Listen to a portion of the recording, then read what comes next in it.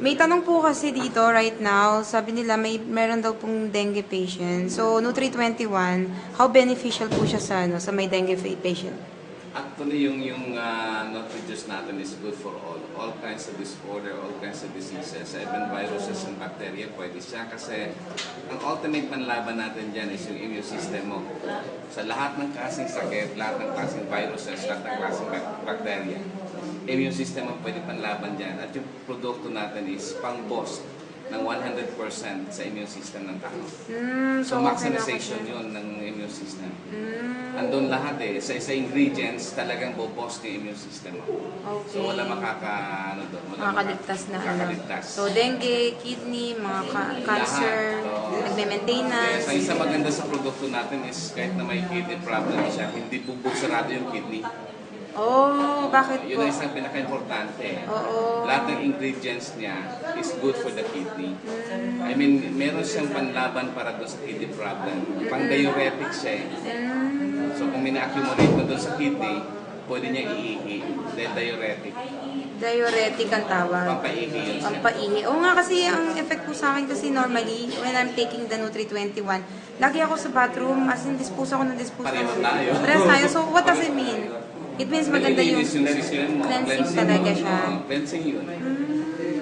So nalilinis yung kidney mo. Oo, siguro after, sabi ko nga parang napu-full lagi yung bladder ko. Parang, feeling ko nga parang Actually, sa ingredients natin, ang daming diuretic Yung coconut mismo is diuretic. Oh, yes. Ang mismo is Diuretic. Marami pa ibang diuretic. Tapos meron tayong spirulina na pwede pang boss talaga ng immune system. Yes, yung Andyan pa yung wheatgrass, andyan pa yung barley. Golgi is good for boosting the immune system. So sir, how long you been to nutrition industry?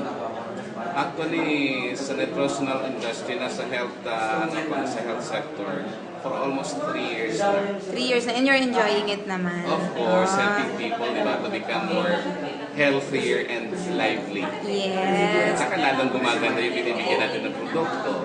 Bumabata pa, sumisigla pa. Ano pa kailangan? Ano ba lahat?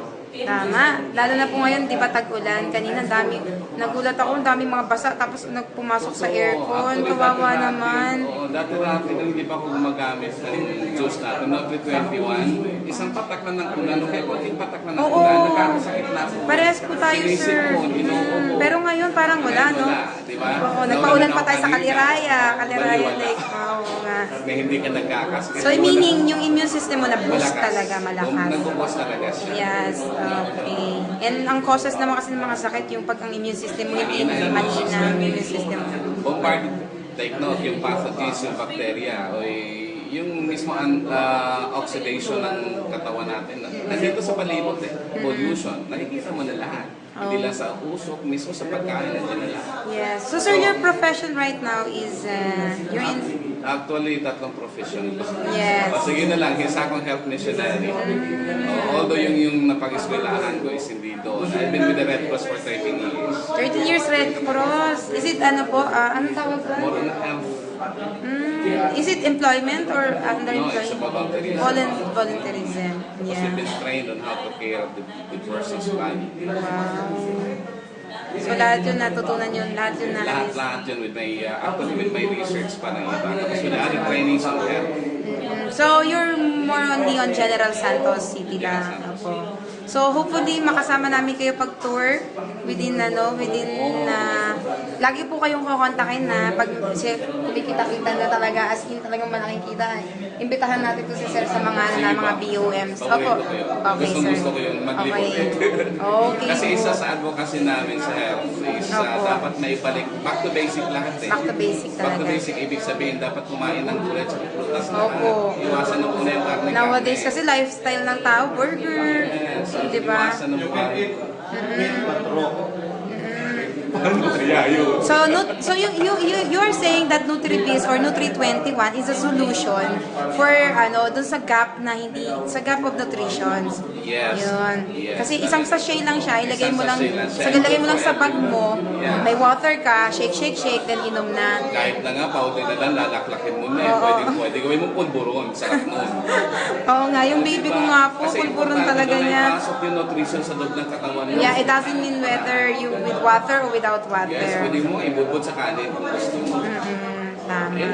Nagawa ko, ibubod ko sa kanin, inihalo ko sa noodles. Eh, di ba sa noodles kagabi po?